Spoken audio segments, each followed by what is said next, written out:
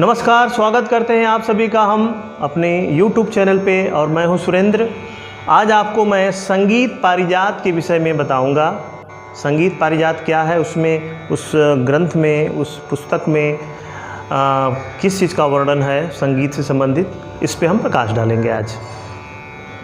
पंडित अहोबल द्वारा रचित संगीत पारिजात हिंदुस्तानी संगीत पद्धति का एक महत्वपूर्ण ग्रंथ माना जाता है।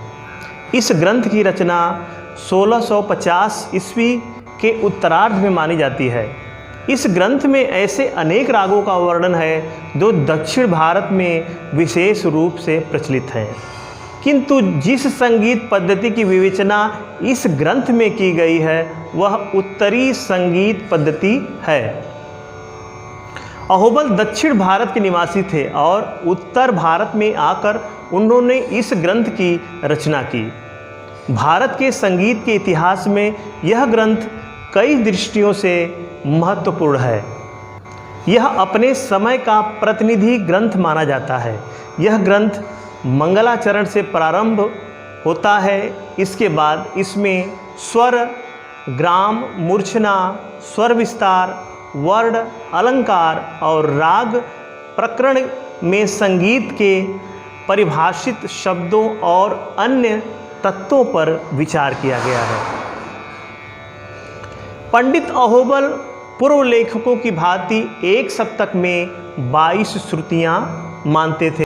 जैसा आज भी चलता है कि एक सप्तक में 22 श्रुतियाँ मानी जाती हैं। पंडित अहोबल के अनुसार उनका शुद्ध सप्तक हमारे काफी थाट के समान है। उन्होंने 7 शुद्ध स्वरों को उन पर स्थापित करने के लिए निम्नलिखित नियम अपनाया। उनका एक श्लोक है उस ग्रंथ का, चतुश्चतुश्चैव षड्ज मध्यम पंचमाः दवय दवय निषाद गांधारो त्रिस्ति ऋषभदैवतो। अर्थात सा म प की 4-4 श्रुतियाँ, रे ध की 3-3 श्रुतियाँ और ग नी की 2-2 श्रुतियाँ होती हैं। वे शुद्ध स्वरों को उनकी अंतिम श्रुतियों पर स्थापित करते हैं। प्राचीन ग्रंथकारों ने श्रुति और स्वर में अंतर बताया, परंतु पंडित अहोबल उनमें ज़्यादा अंतर नहीं मानते हैं। उनके अनुसार श्रुति और स्वर में उतना ही अंतर है जितना कि सांप और उसकी कुंडली में एवं स्वर्ण और आभूषण में। उनके अनुसार भिन्न भिन्न रागों में समस्त श्रुतियाँ ही स्वर बनकर प्रयुक्त होती हैं। जो ध्वनि उस राग में प्रयुक्त होती है वे स्वर बन जाती है और जो प्रयुक्त नहीं होती है वो श्रुतियाँ बनी रहती हैं। पंडित अहोबल प्रथम ग्रंथकार थे जिन्होंने बीड़ा के तार की लंबाई को निश्चित विभाग बनाकर शुद्ध तथा विकृत स्वरों की स्थापना का मार्ग दर्शाया।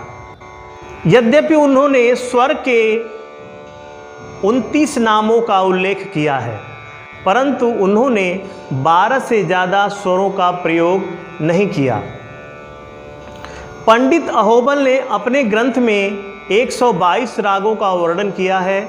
उन्होंने रागों को थाटों के अंतर्गत नहीं रखा, परंतु तालों का उल्लेख अवश्य किया है।